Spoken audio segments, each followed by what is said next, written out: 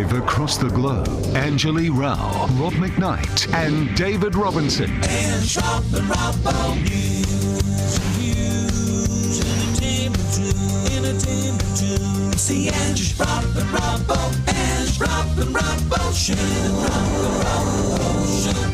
Welcome to the Ange, Rob and Robbo Show. Welcome indeed. It's a lovely Tuesday evening. I've got David Robinson and Anjali Rao with me.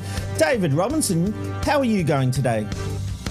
Oh, I'm really well, thanks, Rob. I can't wait to talk about my half-sister, Oprah Winfrey. That's a bit of a tease for you. There is a story behind it, and I'm glad to give this show the exclusive rights to that. But that was from when I was a child. More on that later. How are you, Rob? I'm very well. And Jason Roses is away today. And in the entertainment segment, there's nothing entertainment around today. So we are going to talk a little bit more about Oprah. There's been some new clips. Oprah has come out and spoken about the interview. So we've got Oprah talking about Oprah. And we've also got the impact of this interview has been so full on. Not only did Robbo and I have a stoush about it last night, but none of us walked out. A big-time presenter in the UK actually stormed off set. We will show you the vision and the extraordinary. Can I guess who it is? I think you will. Yeah, have a guess. Does his name begin with P and ends in E as Morgan? Yes. It was Piers Morgan. It's Piers Morgan. It's the most bizarre thing you've ever seen because he is a man who happily dishes it out the moment he starts getting it back from one of his co-workers in the studio. Oh, Mummy doesn't like that. Let's just say. Anyway. No, Mummy does not. At least Robbo and I can have a good full-on debate and then just get sooky at the end of it. And then I can try to sort of break it up and placate you and send you both lollipops.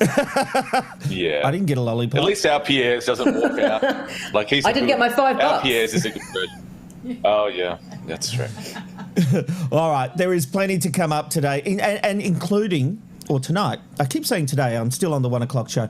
Tonight, we are going to meet a man who adopts dying kids to give them happiness for the remainder of their life. This is really... it's just a heartfelt story, and I can't wait for you to meet this guy. He's amazing. But in the meantime, let's get into our hot button issues because a former prison officer from Victoria's Port Phillip Prison has spoken out about the jail's toxic culture and lack of care for inmates. These accusations come after he was fired for saving an Indigenous inmate from a fire.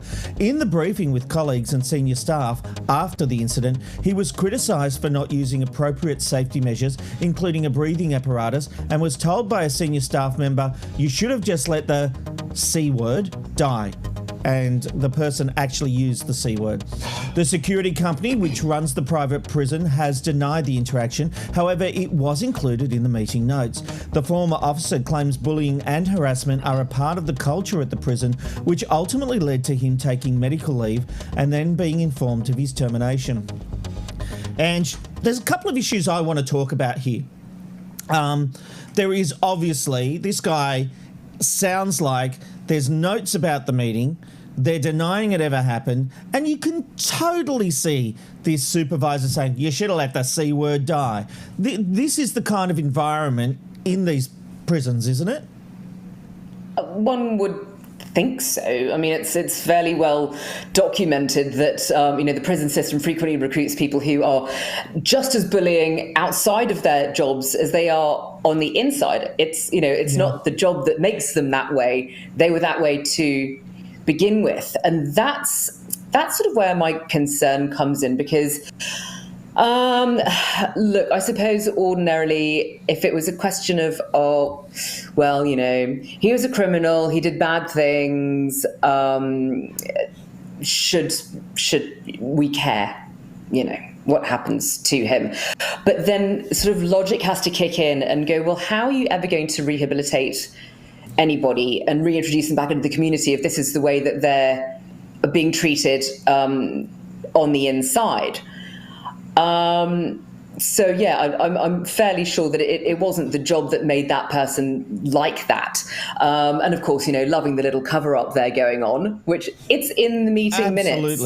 Allegedly. How are you going to cover-up. deny I'm that? not sure where we stand legally on that Oh, one. yeah, right. But the simple fact is, this guy should be applauded for saving a life. Now, Robbo, what I want to ask, though, this leads me on to a broader question. What do we think of prison justice? We often hear when pedophiles are arrested, people will often say he'll get his prison justice, meaning that the prisoners have a special place in hell for pedophiles and the like. Do you believe in prison justice doing what the judicial system can't do? No, because we don't live in that kind of era anymore. I believe that we used to do that in the Middle Ages. Now we have kind of, tried to come as far as we have. The other thing is Australia doesn't have the death penalty. We don't have that kind of justice here. So no, that look, it shouldn't be encouraged no matter what you do. I think that that's a bad way to go. I want to go back though to, I don't like the idea of private prisons. I think private prisons leaves a very foul taste in my mouth because it's all about profit. Now, obviously, there are plenty of problems within the so-called public system, but I just think that that's not a good way to go to kind of outsource that very important and very vital role in our community. Like Angela said, where's the rehabilitation when you've got people that say, oh, you should have let the sea die? Like, what the hell? Also, I hate that there's companies going, well, it didn't happen. Well, we'll tell your HR people that. Who The other makes thing that is really kind of quickly... stuff up? And Robbo, can I just back you up? I've just had a tip-off straight to the Rob McKnight hotline, and a friend of the show, who I won't name because I don't know what kind of area we're in, saying they've been a prison officer for a long time. This guy is exactly right in my friend's experience. Wow. Mm-hmm. Yeah, so and you've got to stamp that out, and I would think that a publicly owned or government run prison would be hopefully a little bit better at stamping that out, because we can see that this private firm is just saying, oh, it didn't happen. You better tell your HR person it didn't happen, because they put it down in what is essentially a legal document. They have said that this was what was said. The other thing is, this annoys me, because the Victorian government spends over $7 million getting themselves out of trouble when there were mistakes there. There should be more money spent on training of prison officers, of working people out of the system that shouldn't be there. For people who say you should let the sea die, they shouldn't be there. This abhorrent waste of money that happened during that coronavirus inquiry would be better spent actually helping people, changing the way things are.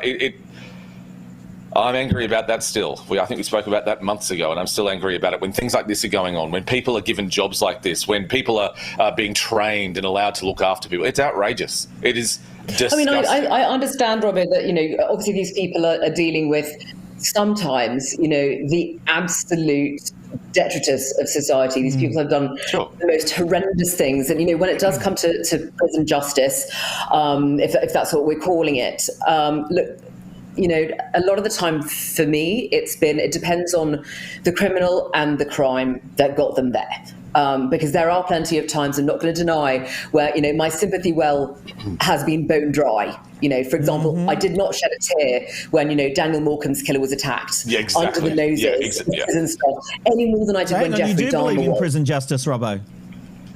Well, it's weird, because as Ange was talking, I thought, if she says Daniel Morecambe, I'm going to have to nod. Yeah. I'm going to have to nod so hard that I'm going to dislocate my neck. That I was certainly, there was no tears shed. In fact, I've got to be honest with you, I was really quite happy about what happened there. Well, thank God for that, because I was going to stand here or sit here and say, I believe in prison justice, because I believe there should be... These scum of the earth. Now, the Indigenous Australian who was involved in this, I have no comment on. I don't know his situation. I don't know what he was in for. And I'm not saying anyone should be left to die. So I'm just parking that to the side, just so we can be very clear. There are two different issues we're talking about here. I do believe in prison justice. I believe that sometimes the law doesn't go far enough, and there needs to be punishment for these kind of people like Daniel Morecambe's killer. I love the fact that Robert Hughes gets spat on as he walks around the prison and has to be isolated from people. That... I don't know if makes me happy is the word, but I like the justice in it, Ange. Exactly. It doesn't make me happy either. But, if say something happened to Martin Bryant, Would I be happy? No, that doesn't bring back any of the people that he massacred. But it would make me go, there's a little bit of satisfaction there. Absolutely. You know, it's like, I'm definitely not sad. That's for sure. Yep. All right. Let's move on, because former Foreign Minister Julie Bishop has spoken to Lee Sales about her time in Parliament, in particular the culture in Canberra. It's the story that just keeps going. Sales put to Bishop the claims from former Liberal Minister Charmaine Stone about politicians trying to interfere with Bishop's career. Your former colleague, former Liberal Minister Charmaine Stone, said that when you were in politics, a group of male politicians who called themselves the Swinging Dicks sought to block your career aspirations. Were you aware of this at the time? Does it strike you as credible? What did you make of it? Well, actually, I believe it was big swinging dicks. So there was obviously an overexcited imagination on the part of some, I would suggest. I got to say, guys, Oh, I love that. I do. What a great... She's so good. I love her. And I'm going to play another clip from her in a moment. But what I want to say here is they didn't succeed in halting her career, but I do think there was a male contingent that stopped her replacing Malcolm Turnbull. She was the obvious choice. I think the public really would have accepted it, but they thwarted her as part of political games to, fighting the infighting amongst the Liberal Party. But she was not given the chance to lead the party that she had worked so hard on, had done a great job as the Foreign Affairs Minister. And there is a misogyny in Canberra, isn't there? Oh, you're funny, Rob. I do ask the obvious questions sometimes. All right, let me put it this way. Edge, there's no misogyny in Canberra. What are they talking about? How very dare you? I once had the great pleasure of emceeing a gig with Julie Bishop, and we had breakfast together, and we'd gotten absolutely famously, and she was telling me all about this behind the scenes, and it was all out on the table, so to speak, as we were having breakfast. But and she was very, very open about it. That's exactly what happened. Of course it is, and none of this is going to change in my lifetime. I shouldn't think. I mean, the intense female phobia culture that's been there for decades. It's just par for the course that women are by far the lesser mortals in politics.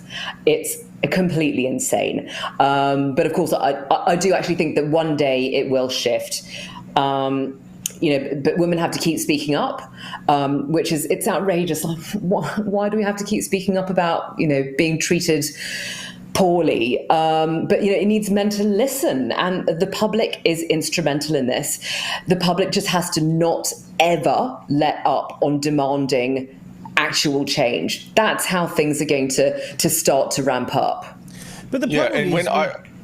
Sorry, Rob, I was just going to say we lost a good politician.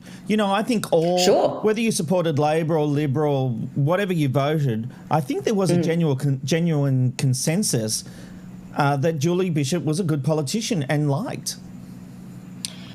Yeah, I agree with that. So I was on the ground in Brisbane when Scott Morrison went up against Malcolm Turnbull, and when eventually Scott Morrison, as history has shown, clearly won that ballot. But I've got to tell you, there was certainly an excitement from the people I was talking to that possibly we might get Julie.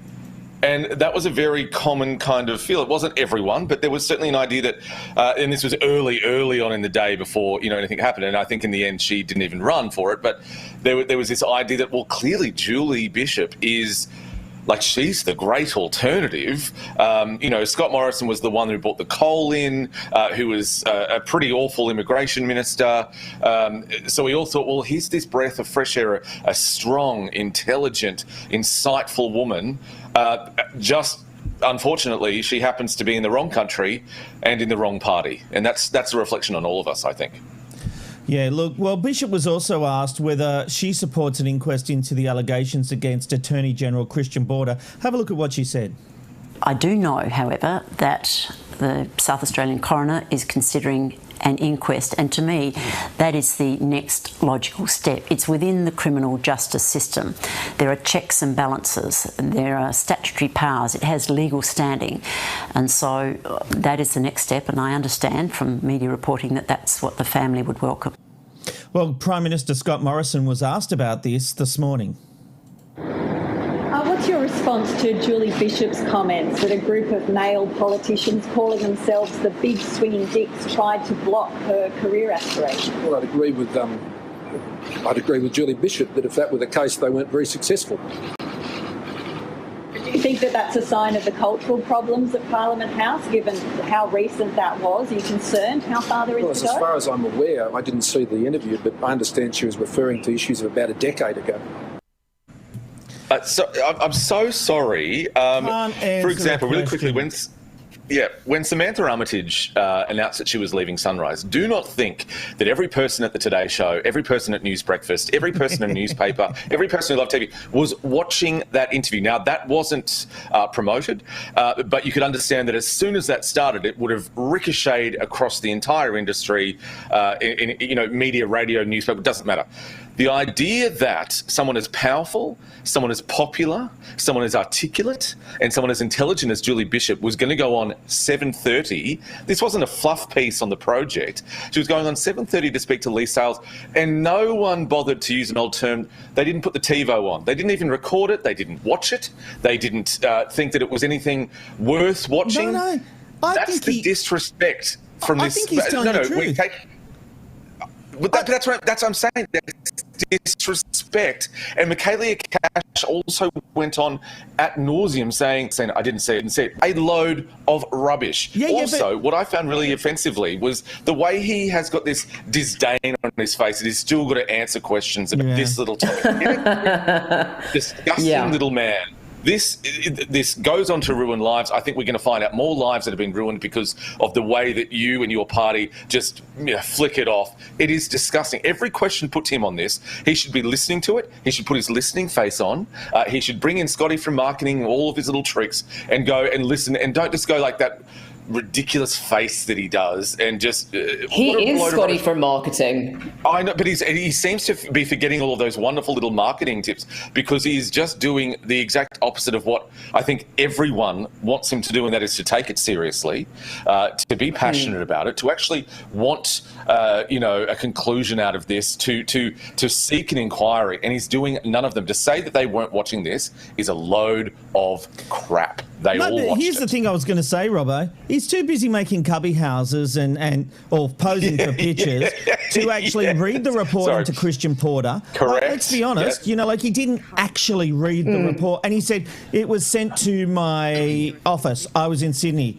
Well, we have a thing called email now. It's very easy to scan. If it came in an envelope, it's very easy to scan documents. Although I have a feeling it was probably emailed. But anyway, it's easy to use a scanner and send it to you. So get off it.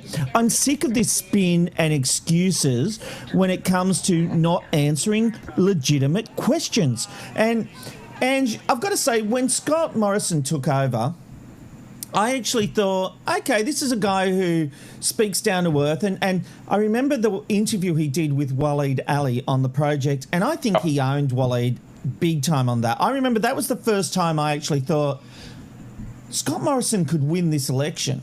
And that was the one Bill Shorten was meant to win, because I saw the way he answered, he was engaged, and he had all the answers. Scott Morrison is a really smart man, but I think he's not understanding, maybe he's now in the Canberra bubble. I don't think he's understanding where the public are at the moment, and he's going to have to play catch up.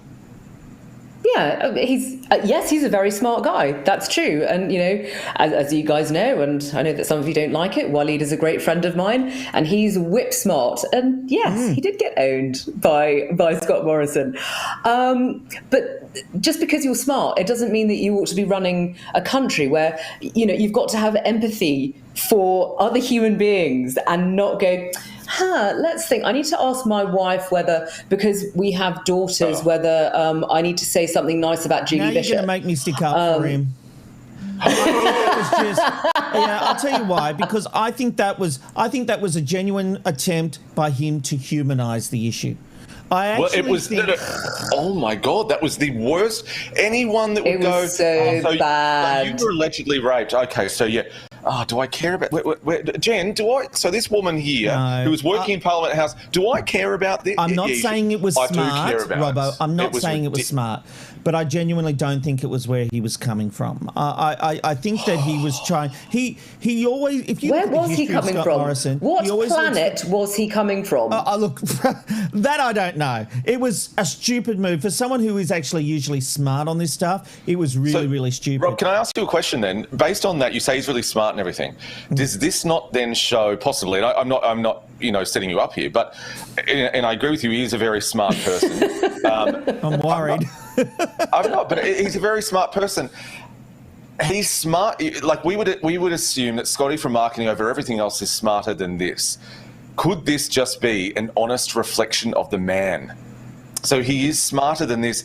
This is an honest reflection of what he thought was the right response.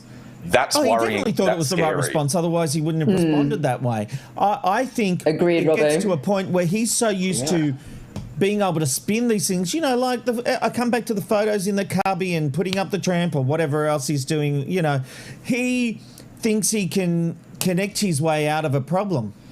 Hey, let's be honest. He managed to get over the bushfires. I thought that was a career killer. Yeah, true. Maybe it was because of COVID or whatever happened at the time, but he managed to get over that problem. He's now facing something of a similar nature to the bushfire controversy, and I think he's in uncharted territory where he doesn't know what to do. He's holding government by a slim majority. He can't afford to lose all these ministers. So when you can't afford to lose people, you've got to hang on to them and then try to spin it. It comes down to too much spin. And that's the problem. We're now at the age where I think the electorate are getting sick of the spin. Yeah. All right. Yes, we Let's are. move on because we're all aware of supply and demand, but it turns out that concept also applies to death. And not politicians' deaths of careers. It's a problem Sydney is actually currently facing. With the only new cemetery approved for construction being paused, concerns are rising for Sydney's shrinking burial space. Cemeteries are reaching capacity, and a new development has been put on hold until the government responds to a report requesting consolidation of trusts in the sector. And cemeteries take up a lot of space. Amanda did a Are they a waste of space? Should we be removing them? Do you mean the things that I refer to as creepy corpse junkyards? Yes. Yeah, I guess. Yes. Yes. They absolutely should be removed. And, they're also absolutely shocking for the environment. Look, I'm half Indian. We are all for cremation. I'm like, yeah, baby, burn me up.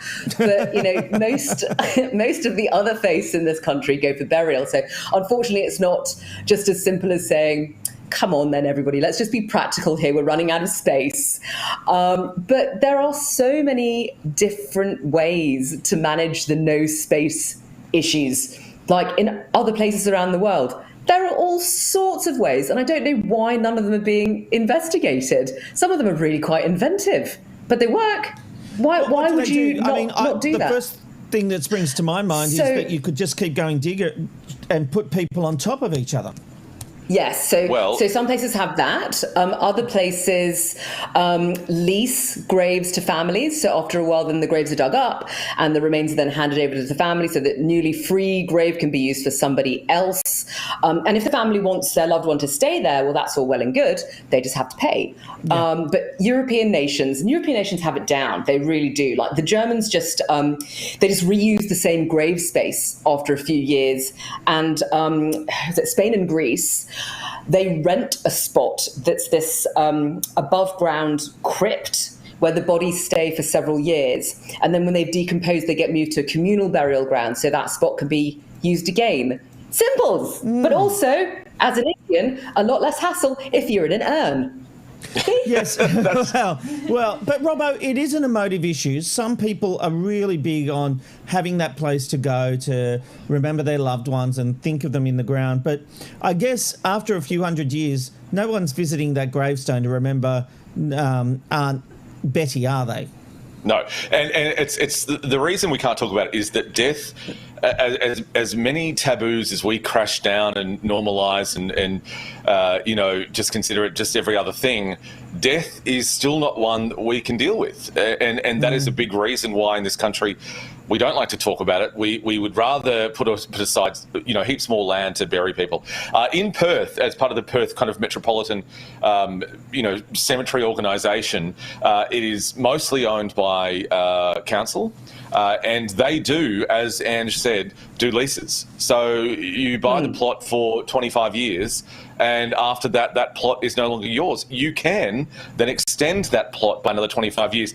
The point of them trying to do that is you can only extend it, from my understanding, at the end of that lease. So you can't just go, I'll pay for three leases, because the idea is that, well, if the whole family is quite old, then there'll be no one to renew it, so we're going to take it out, and that's the way they work with that. The other thing is, really quickly, here in Australia, look, I'm not a scientist, but I believe that we've got a bloody... You're not? lot of space. No, I'm not, but we've got a bloody... Don't put yourself bloody down, Robbo. I appreciate that. We've got a lot of space. What are we talking about that we can't bury our dead? Have you, if anyone, I've driven from Sydney to bloody WA, there is a lot of daylight between even living people, let alone dead people. There's plenty of room out there. Just chuck them out there. But then how are families going to get there? Yeah. Oh, I no, can't be this is bothered the other going thing. I've 10 already thought of minutes this. down the road to visit my relatives. I've already thought of this. I thought, why can't They're alive.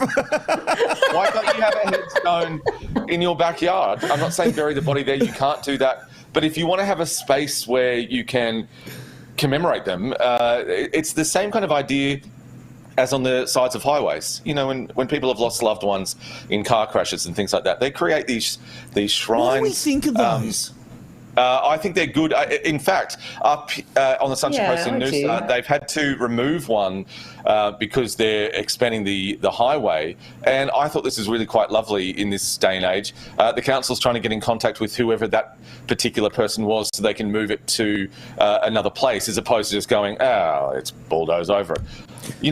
Every so often you hear these nice little stories. I think that's lovely. They can be dangerous. I was taking my daughter to dance, and there is these people have done a huge memorial to whoever died at that part of the road, but they were literally all standing around it, and it was almost like a bit of a hazard on the road as I was trying to drive around them. So, I think it will be a bit of a worry. You have no heart. Yeah, you have no heart. Get rid of billboards then. No more council people. I didn't want to go, well, you've got it set up, I might as well finish the job. No That's billboard. good of you. Oh my God. Oh my God. Yeah, you just accused me of not having a heart. I literally got worried because I didn't want to kill people. That's what I'm saying. I literally drove around them rather than through them.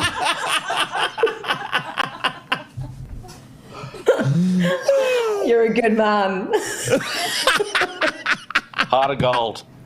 Big old heart there. No, that's like when you come through like this with your siblings and you say, I'm not touching you, but if you get in my way, and you bang them on the head. You never played that game? Is that a thing? No. Don't know what. Just me?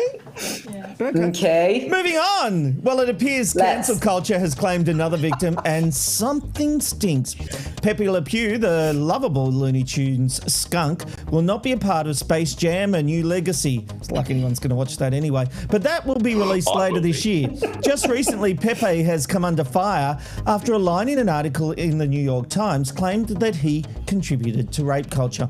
The author of the article, in a series of tweets, said, right-wing blogs are mad because I said Pepe Le Pew added to rape culture. Let's see. He grabs and kisses a girl and a stranger repeatedly without consent and against her will. She struggles mightily to get away from him, but he won't release her. He locks a door to prevent her from escaping. This helped teach boys that no really didn't mean no, that it was a part of the game, the starting line of a power struggle. It taught overcoming a woman's strenuous, even physical objections was normal, adorable, funny.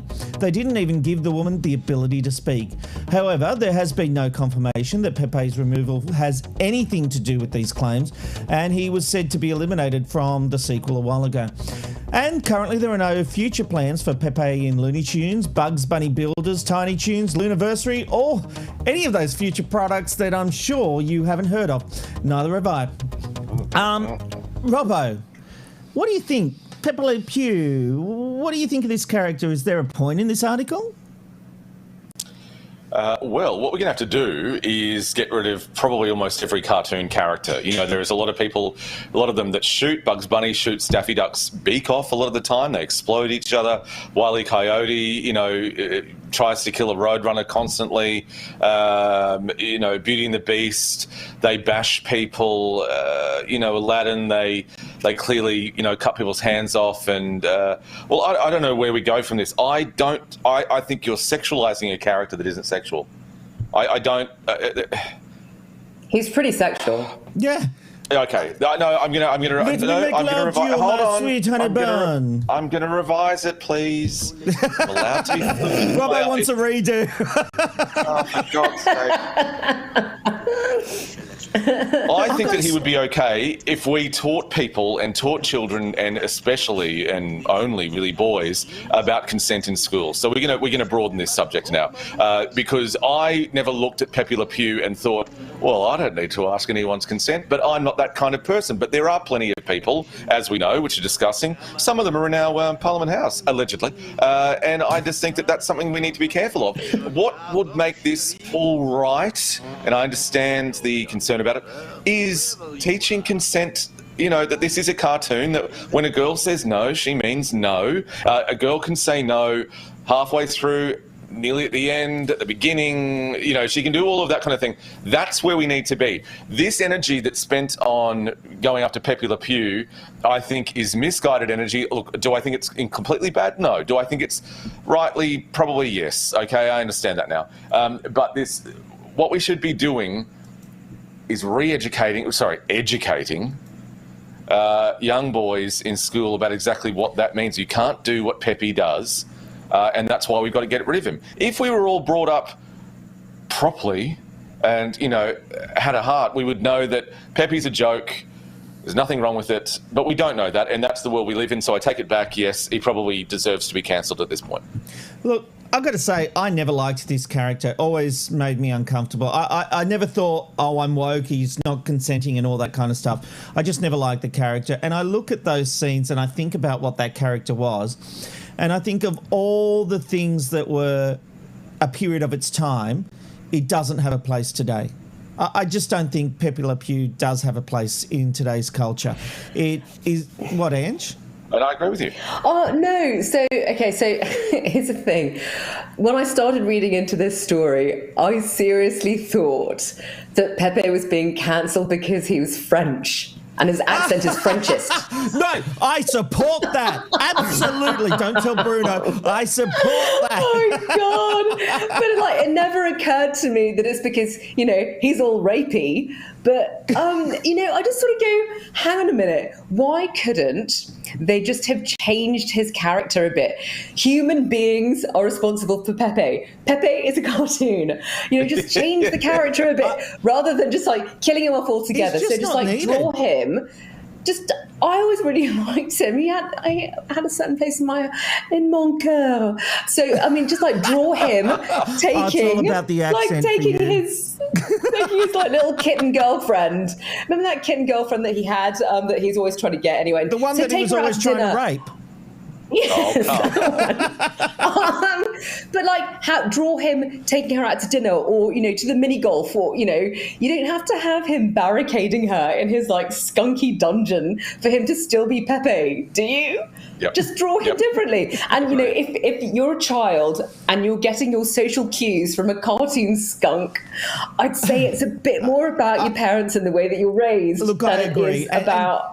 When I hear the song, that one, Baby It's Cold Outside, and they all talk about it being rape culture, I actually hear that song and it just sounds like it's a flirtatious song. I'm not saying everything should be cancelled. I still think there's a place for all these cartoons, but I've just got to say, in 2021, I actually... Or maybe I'm getting woke. I don't know. I just agree there's not a place for Pepe and his rapey forcing the girl. I don't know. I just don't. You're so woke, Rob. I'm so woke. I am the wokest bloke you'll ever know. Anyway. Christ. No one believes that for a second. All right, let's move on, because Australians are sharing what they thought when they were growing up was a telltale sign that someone was rich. People included fridges with ice dispensers, brand name snacks in lunchboxes, pools, and lions on gates. Robbo, when you were growing up, what was that immediate sign that someone was rich? A couple of things. It was the water slide in the pool. Now, already I was shocked that they had a pool, but if you had a water slide, forget about it. Like, who are you, God? Like, how much money do you have? Do you own a bank? That was important. Like that. But that's all the second TV room. Like, we had one lounge room in the tent, but there was another sometimes in other rooms. We actually talked about this on the ABC this morning, and one person said that they went to visit some relatives once, and the reason they thought they were rich was because they had a flushing toilet. So, we've come a long way. It's all in perspective. Fancy. Well, there you go. Ange, what about you? Oh my God! Did you Anybody look who around owns your house and go, "We're rich"? No, it was when I looked around other people's houses. Like, anyone who owned 2 matching shoes and wore them at the same time. Hello, Dad. So, Ange, actually, I'm going to ask you, because I don't know your history. Did you grow up with money or not? I think Mum, don't stop calling me. No, I'm just trying to get a sense. So it felt like I never wanted for anything, but so just to sort of bring things down a little bit, my father, who was Indian, died when I was nearly 5. So Mum brought us up as a widow at the age of 31 in Hong Kong. And so, but it never felt like I wanted for anything. Like, I never felt poor or anything like that. Exactly. And then, look, when I went to boarding school in the UK, it was like, the most expensive school in England or something insane like that. So apparently we did. It was just stashed away from my education. Look, I thought people were wealthy if they had a car, because we didn't have one until I was in my teens. And when I was at school, geez, if they had a car like that in the 80s, what's that image? No, I'm talking I'm seriously a little jalopy, but we didn't have one at all. I would have had to envy theirs. But anybody who had the privilege at school of having white bread for their school sandwiches, to me, they may as well have been walking around with a monocle and spats. That was just. Oh, yeah, I'll be honest, absolutely. I grew up on white bread and chip buddies. I'd get home in the afternoon, Dad would be cooking up his chip buddies in the fat that never got replaced. He had this... God, you're so posh, Rob. Taste. We still talk about it. Amanda's like, gross. Dad used to have this oil that would literally just sit on the pot, never get changed, and because he believed the taste was in those chips, he'd cut the chips up himself with the potatoes, and we'd have white bread and chip buddies, and it's still a favourite of mine today, isn't it? But wow. I've got to say that because we were in housing commission, anyone who lived in a normal sort of house, I thought was rich. Sure. Because that's what I grew up in, houses like that. Oh, my word. Yeah, I don't know where Abby got that picture. It's not my house, but we grew up in houses like that. But we also, anyone who had a stereo, and the one I was thinking, the real sign of wealth, I reckon, in the 80s was if you had a dishwasher. Oh, yes. I had a dishwasher. It was my mum. I was about to make that joke. Oh, God, no, I waited too long. Damn it. Well, I was the dishwasher in our house. Hated it. Every night. Have to wash it. Try to just stick anyway, it was a whole thing. All right. Coming up, we will be showing you some more scenes from Oprah Winfrey. I got a bit too excited about that. And she will be telling us her reaction to the interview that she did with Harry and Harry and Meghan. Meghan. Right now it's time. I don't know why I've got flustered. Right now it's time You've for always mispronounced her name. Sorry? You've always mispronounced her name as Megan, but I've never heard you mispronounce her name as Kate. That's a new one. True. Shall I just do the news? Let's do the news. Right, all right then, let's do that. On this Tuesday, the 19th of March 2021, here are your headlines. Federal Health Minister Greg Hunt has been admitted to hospital with a suspected infection. Hunt's office confirming he'll be kept overnight and is being treated with antibiotics and fluids.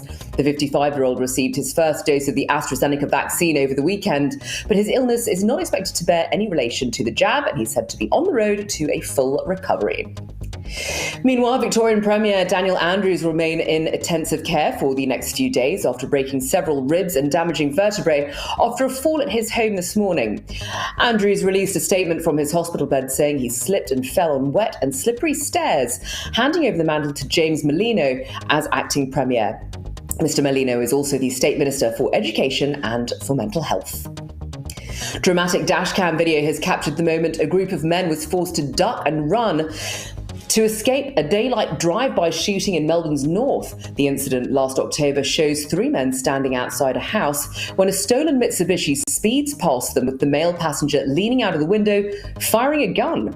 No one was injured in the shooting and the car was found torched later that evening. Police released the video in the hope that any eyewitnesses may come forward.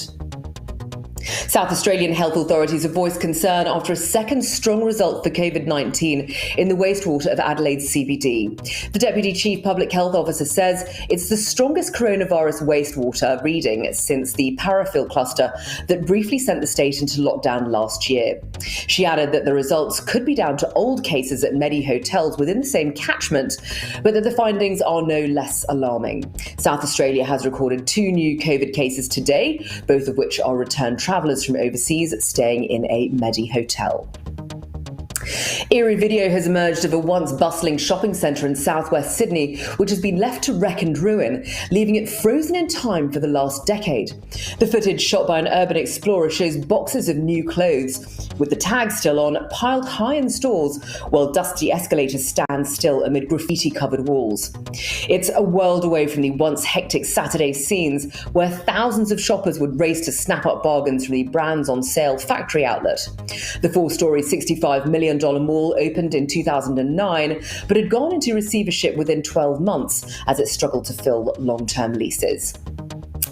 And just when you thought Australia couldn't possibly fit any more American celebrities in it, well, look who should decide to rock up but 2 of the biggest. Julia Roberts and George Clooney are on their way over to the mask-free Mecca that is Queensland to film Ticket to Paradise. The title might be lame as, but the production is set to inject $47 million into the economy. Ticket to Paradise is the latest in a long line of international movies that have set up shop over here, thanks to our relative success at managing COVID, joining Baz Luhrmann and Tom Hanks' Elvis biopic, and enticing the likes of Natalie Portman and Matt Damon for Thor, Love and Thunder. Also, a thoroughly lame title. Anywho, weather. Partly cloudy for Cairns and 31. A shower or 2 and a possible storm for Brisbane and 31. A shower or 2 as well for Sydney and 26. Canberra partly cloudy and 25. A partly cloudy day for Melbourne and 21. Hobart will be mostly sunny and 20. Mostly sunny as well for Adelaide at 27. Perth will be humid with some cloud and 33. Humid and a possible storm for Alice Springs hitting 35 and showers as well as a possible storm for Darwin and 32. Let's hand it back over to the gorgeous specimen who is David Robinson. Get out of here. I don't even know. Whatever. Shut up. What? I don't even care. Say it again. Thank you, Angelie Rao. And thank you for that news update. Let's have a look at what's happened on this day, March 9th, throughout history. Lots to get through. Let's start now. And it was on this day in 1959 that the world first met Barbie. She was created by market leaders Mattel and has since gone on to sell over $1 billion. However, Barbie couldn't exist in real life thanks to her her dimensions. Let's just leave it at that. And it was on this day, 1964, that roads around the world changed forever with the introduction of the timeless Ford Mustang. Valued at $2,638, it might not seem like much, but back then, the average yearly wage was just over $6,000. And finally, it was on this day in 1957 that Laika the Russian dog went where no canine had gone before. She was the first ever living thing to orbit the Earth. And she did so 9 times before the craft overheated and she died. It was always going to be a one-way trip, but she paved the way for our current space programs. Who's a good girl? Back to you, Rob. Thanks, Robbo. Well, our day-to-day news cycle can be disheartening at times, so it's important to remember that the world is full of remarkable people, and our next guest is certainly one of them. For over 20 years, Mohammed Bazik has been caring for foster children who are sick or terminally ill. He gives them a safe and loving home out of the system for the short time they have left. Mohammed's with us now. Mohammed, welcome to the Ange, Rob and Robbo Show. Thank you for having me. Oh, look, it's an absolute pleasure. You are just extraordinary. You've been giving a loving home to over 80 kids who no one else would take in due to their illnesses and disability. This is something that you started doing with your wife, Dawn, before her passing in 2014. I'm really intrigued by the selflessness you have. What is it that drives you to foster so many kids? My faith is very big factor for me to take care of these kids, because my faith, my religion required me to help people who needs my help. If I can help them, I must do. And also, when I go to the hospital, I see those kids alone. You imagine you are sick. The minute you're born, you have terminal illness, and you're sick, and nobody wants to take you. Your family left you alone. They don't want you anymore. You imagine, I took so many kids, came with no names. You know, the boys said, baby boy, or the girl, her name, baby girl. I give them names, but it's not official, to call them. But it's very sad. Mohammed, you really are a remarkable human being. And, we have to remember also that you tragically lost several of your foster children due to the nature of their situations. How do you cope on a daily basis with such loss and such sadness? I lost 11 kids, foster kids. And I lost my son, my biological son, and my wife. I mean, as a human being, I do my best for those kids. And because as a human being, I have limitation, and leave the rest of God. I do my best for them, and something is out of my hand, I leave it to the God. I appreciate that. And the thing, though, that comes to me is that, look, let's be honest, when a lot of people adopt or they take in foster kids, they do it with the idea of having a long relationship with these kids and having them as part of their life.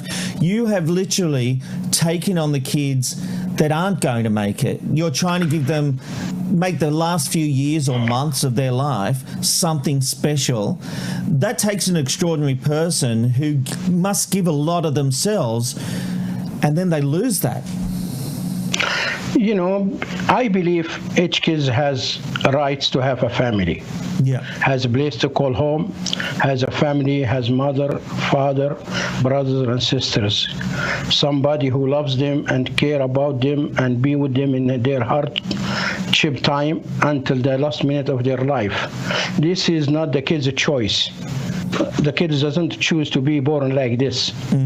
And the family, the minute the doctor told them he's a terminal, and they said, I don't want these kids. Those kids, if we don't take them, they will stay the rest of their life until they die alone. And this is not the life for a child. It's supposed to be these children be treated as normal as other kids. Look, tell us about Samantha. A lot of people followed your journey with her. There was a documentary, Guardian of Angels, that focused on that. You started fostering her when she was just 6 weeks old, and she passed away just before her 9th birthday. What was your experience with her like over those almost 9 years? See, Samantha, when I took her in January 2011. She was 6 weeks old. She has a terminal diagnosis. She has almost no brain. She's blind and deaf. She can't talk. And when I took her, the doctors told me, you are lucky, it's going to be between 2 weeks and 2 months. And she lived, almost 9 years. It was a long journey, and she was very difficult. The work with her is 24/7. No, you can't say, today I'm going to take day off. You can't do that in this kind of a job. No, absolutely, and obviously it's all down to the incredible care that you gave that little girl for all those years of her life. But I want to talk about your personal health situation now, because you yourself were diagnosed with colon cancer a few years ago, Mohammed. How's your health now? I am okay. I've been diagnosed. I had heart attack 2012. And I have colon cancer in 2016. When I got colon cancer and I went to the hospital and to have the operation, I was by myself. My wife was dead, and my son, he's handicapped. And I went to the doctor by myself, do the tests by myself. I went to the operation room by myself, and I was scared. I felt that time what those kids felt when they are alone by themselves and has terminal illness, and it's very scary. I'm doing okay right now. Really, I've been go for testing every 6 months. So far I am doing okay. Well, that's fantastic news. We're happy to hear that. Mohammed, you are an incredible man. The world needs more people like you, and I've got to say I'm thrilled to have met you. You've actually set up a GoFundMe page, and this has been set up by complete strangers. You didn't set it up. They've set it up for you. I don't know anything. No, it just shows the impact you have on people, mate. It's raised over $700,000 for things like home repairs, support staff, and accessibility renovations. So if you'd like to donate to Mohammed, head to GoFundMe.com/Mohammed-Bazik-Foster-Father. We will put the link on our supers. We will put the link in our show description. Mohammed, we will make sure people know how to donate and help your very worthwhile cause. Thank you for being on the Ange Robin Robbo show Thank you so much. I appreciate that for having me, and thank you for your showing my story to the public, because the reason of my story, I want to be able to be inspired and extend their hands to help those unfortunate kids. They have nobody and being in the hospital or medical facility alone, and this is not the right for the kids to be alone. Well, you are inspiring, and we appreciate you sharing your story. Thanks again, Mohammed. Thank you so much. It's the Random Life Shot of the Day. Where are you going today? You never know where you'll end up with the Random Life Shot of the Day. And today we're taking you to Big Bear Lake in California, and specifically 145 feet up a Jeffrey pine tree, to Jackie here. Jackie is a bald eagle nesting on 3 eggs.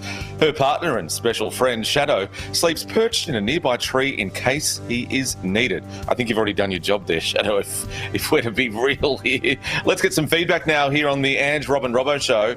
Mary says, why not go to a taxidermist? Sit with the family at the dinner table forever. Oh, she's talking about where we should bury our people. I don't know if I want to... Oh, that could be fun, actually. All right, I want to be taxidermied, everyone. I want to be on this show. I want to have my own little square in the shots, and I always want to be here when I'm dead. Weekend at Bernie's style. Weekend at Bernie's. Yeah, yes. This is why I can't watch this show every night. I interact so verbally that people nearby complain. Oh dear. Daniel, get involved. Get involved. We appreciate that. Claire says, haha, telltale sign the family was rich. Toilet paper that had a pattern on it. Yeah. Oh, Oh, yes. Jamie, what were you using? A newspaper? No, the fact that it had a pattern. A hand. Oh. Yeah, I was going to leave that one dry there. Jason Turner says, I lived in public housing during my primary school years. Everyone was rich to me. Next up is Lynn. The oil did get changed, Robert, because I changed it. That was the oil in the Egypt, yes, and Dad would go off. Every time she changed it, Dad would go off. I don't think that she should have, because I agreed with Papa McKnight, because the oil, it gets all those rich, beautiful, carcinogenic heart failure flavours that everyone loves and enjoys for years to come. Remember, if you'd like to share your thoughts on the show, head to the ARR Show on Facebook, Twitter and YouTube, or Ange Rob Robbo on Instagram, Twitch and TikTok. Best of luck to Jackie and Shadow there, Rob. Wowzers. Hey, look, our entertainment reporter, Jason Roses, is on leave tonight, but his absence comes as the world reacts to that tell-all interview with William and Kate. Already there have been claims and counterclaims about the content of the interviews, with some saying there is no way Harry and Meghan could have gotten married 3 days before the public ceremony. And there's also been plenty of criticism about the fact the couple did not name the person who questioned what Archie's colour would be, although it has been confirmed it was not the Queen or Prince Philip. Britain's tabloids have been very careful in their coverage due to the sensitive nature of Meghan's claims around self-harm. The Sun reports, though, senior members of the royal family, including the Queen, Prince Charles and Prince William, have been locked in crisis talks trying to work out how to handle the fallout. The special aired on Channel 10 last night and was the #1 program for the night, with over 1.3 million viewers in the 5 cap cities, easily beating Married at First Sight, which had a touch over 800,000. Ange, what is our fascination with the royals? Oh, I'll tell you what mine is, that they're rich enough to be able to afford a car and white bread. That's really all it takes.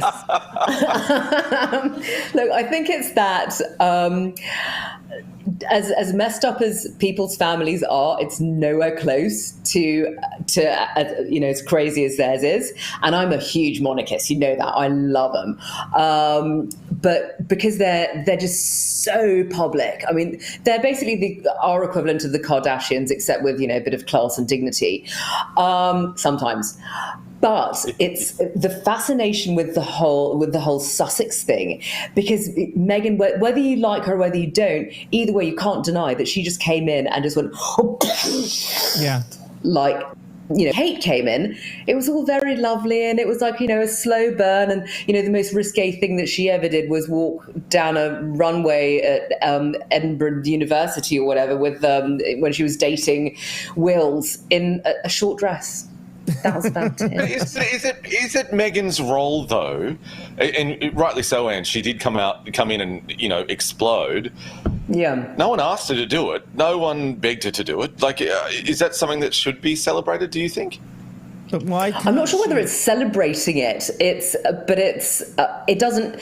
like a car crash. You can't help but look. And her whole, her former family, shall we call them, the Markles, what an absolute disaster. Who the hell can look away from that? Oh my God! But the Middletons are so dreadfully nice, aren't they? They're everything's just boring. so bad there.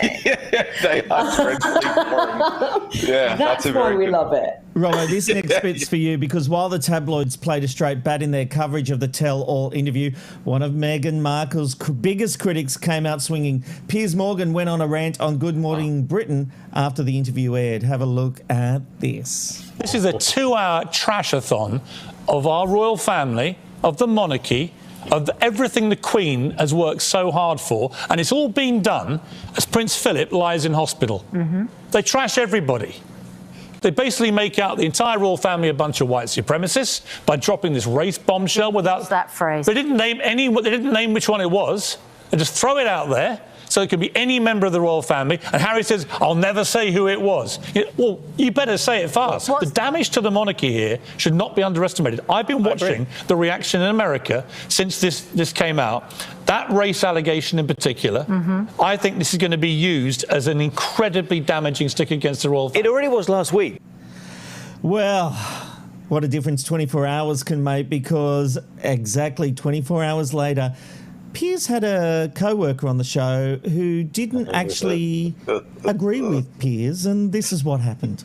And I understand that you don't like Meghan Markle. You've made it so clear a number of times on this programme, a number of times. And I understand that you've got a personal relationship with Meghan Markle, or had one, and she cut you off. She's entitled to cut you off if she wants to. Has she said anything about you since she cut you off? I don't think she has, but yet you continue to trash her. OK, I'm done with this. No. Sorry, no. Sorry. Do you know what? That's pathetic. You can trash me, maybe, not my... No. See you later. I'm being... Sorry, can't do this. This is absolutely diabolical behaviour. I'm sorry, but Piers spouts off on a regular basis, and we all have to sit there and listen. 6:30 to 7 o'clock yesterday was incredibly hard to watch. I want to thank the people at ITV for that wonderful reenactment of what happened on this show last night. The production values, they just got every nuance right. Nailed it. On that. So well who done. was Piers and who was the other guy? You were the one ranting against... No, you were the one... Piers. You were the one ranting against Meghan. Piersy. Oh, God. I was sticking up for her. Well, yeah. What's your question, Robbie? Piers obviously doesn't like Meghan. Is there anything she could have done to turn him and people like him, like yourself, around? No. The short answer is no. There were just too many inconsistencies. There was too many barbing. Why do you need to be this public in taking down a family? I come back to the idea that she never Googled anything. She didn't know that you had to, curtsy to the Queen and all of that kind of pomp and ceremony. Well, you just asked me the question. There was nothing that she could have said because of these particular things that would have changed my mind about her. It seemed very full of malice, and I don't like it. Well, Piers may be in trouble because there's a big controversy happening in the UK at the moment about the fact he said he didn't believe her about the self-harm issue, because he said, I wouldn't believe Meghan Markle if she read me the weather forecast. So there is some controversy going on, and his future is actually in doubt. So we will see what happens on that one. Meanwhile, overnight, Oprah Winfrey appeared on CBS this morning to share more clips and information about the tell-all interview. Ange, last night you complained about the fact Oprah hadn't asked about Meghan's family. Well, it turns out she did. I know. Have a look at this. Have a look. Did it feel like betrayal when you found out your father was working with the tabloids? I'm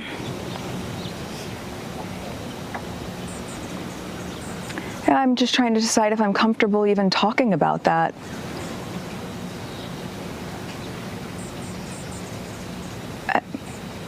If we're going to use the word betrayal, it's because when I asked him, when we were told by the comms team this is a story that was going to be coming out, which, by the way, the tabloids had apparently known for a month or so and decided to hold until the Sunday before our wedding because they wanted to create drama, which is also a really key point in all this. They don't report the news, they create the news. We called my dad and I asked him, and he said, no, absolutely not. And I said, the institution has never intervened for anything for us, but they can try to go in and kill this story. But if they do this once, we're not going to be able to use that same leverage to protect our own kids one day. He said, no, absolutely not. He hadn't been talking to them? Yeah. So he basically lied to you. Well, and so when I said we won't be able to protect our own kids one day, and I said, so I just need you to tell me, and if you tell me the truth, we can help. And he wasn't able to do that. And that, for me, has really resonated, especially now as a mother. Robbo, I can see you shaking your head there. Meghan was also asked about her sister, and she said, how can this lady write anything about me? She doesn't know me. We didn't live together. I was basically an only child for most of my upbringing. But you're shaking your head there going, no. Look, I don't think the apple falls far from the Markle tree. I think that everyone is very excited about a little bit of attention. I think that, look, if Meghan Markle, this is my point, if Meghan Markle fell in love with Harry, and, I'm not denying that she did, that they are a loving couple that want to be together, but she had concerns and worries about the firm and all of that kind of thing, well, why do the 2 billion people watching lavish wedding?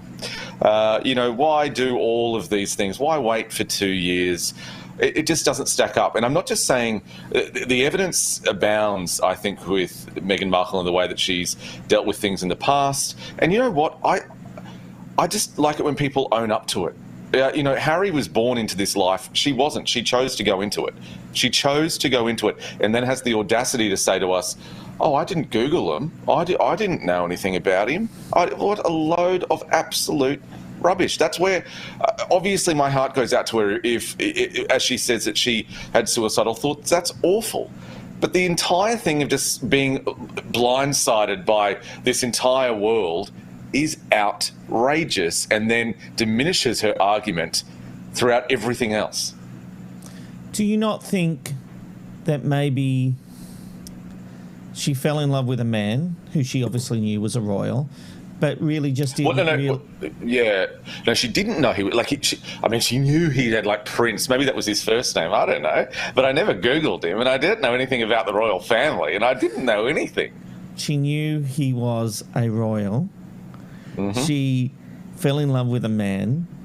It is feasible that she didn't realise everything that was involved in being a royal. But weirdly, she didn't marry him the day after. She didn't marry Harry the day after they met. So don't pull that kind of, I didn't know. There was a long, drawn-out... Oh, Amanda just did that thing again. No, I'm agreeing. Oh, they sound so the same off mic. Normally it's either... You can always be... It's the rare day where I go and buy a lottery ticket when Amanda agrees with me over Robbo. Right. So, I won't be buying... Anyway, sorry, I've talked enough. I've talked enough. Sorry, Ange. No. I was just going to say that I'm with you on that. There was one thing that always really sort of stuck uncomfortably with me. I think she mentioned it again in the interview, where when she was set up on the blind date with Harry, the only question, allegedly, that she asked the person who set her up on a blind date is he nice? What? How about, is he a serial killer? Yes. Is he a kitty killer? He gets set up. Is he a serial killer? You don't assume you're getting set up with a serial killer. It's a blind date. At the very least, is he hot?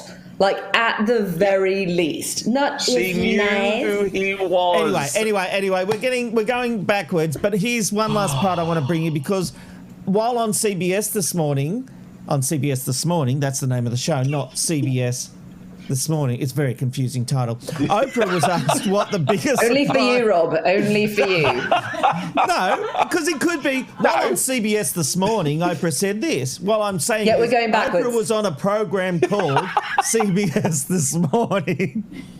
Right? So it's a program called CBS? Or is the network This Morning? Well, I'm confused. The program is called CBS This Morning. It's a very catchy title. Oprah was asked what the biggest surprises in the interview were for her. I think the skin tone, the discussions about what Archie's skin tone would be, that surprised me. What also surprised me was, and that's why I clarified, were you just feeling badly? Were you feeling sad? Or were there actual suicidal ideation thoughts of harming yourself? Oprah. That also really surprised me. Oprah, I just want to clarify one It surprised me that Harry said he was trapped. It surprised me that Harry said he was trapped. And when I said, how are you trapped if you're in a palace? And then he came back at me like, yes. But I also thought it was very interesting that he added that he felt his father and his brother were trapped too. Yeah, he made a point. He Yes, was rarely specific, but he was there. Oprah, we're running out of time, but I want to clarify. When you say you were surprised about the skin tone conversation, were you surprised that that would be true inside the palace, or were you surprised they were telling you about it? I was surprised that they were telling me about it. I mean, I think that's when the first jaw dropped for a lot of people, and it's generating a lot of conversation. Even I. Guys, even I on the tape, you could hear me go, whoa, because I'm like, I cannot even believe you are saying this right now. Well, hopefully that'll be our last chat about Oprah and that interview. It certainly has rocked the world. Well, we've had a great show. Let's not end on a negative. That's what I say. No, what I want to say, though, is those men talking over the queen of television, Oprah Winfrey. When do these guys get off? No, it's the like toxic us. nature There's of such a media. delay. Oh, I know. I feel exactly like Oprah does with you two. That's what I was looking Sorry, for. Ange, I needed to say something. No, there was such a delay. Oprah and Gayle were talking over each other as well. It wasn't just the men, you know. It was just a joke. It was just a little joke to lighten the mood at the end. It was a good joke. It's hilarious. You look pretty, Ange. Oh, you look gorgeous. All right. That has been another successful edition of the Ange Robin Robbo Show. Thank you for your company tonight. We look forward to seeing you tomorrow for Wacky Wednesday. It's always wacky with the tobacco of Bruno. Bruno is our tobacco. That's what makes it wacky. I don't know. Yeah. I did so well. We'll see you tomorrow. Bye. See Ange Robin Robbo, Ange Robin Robbo Show, Robin Robbo Show.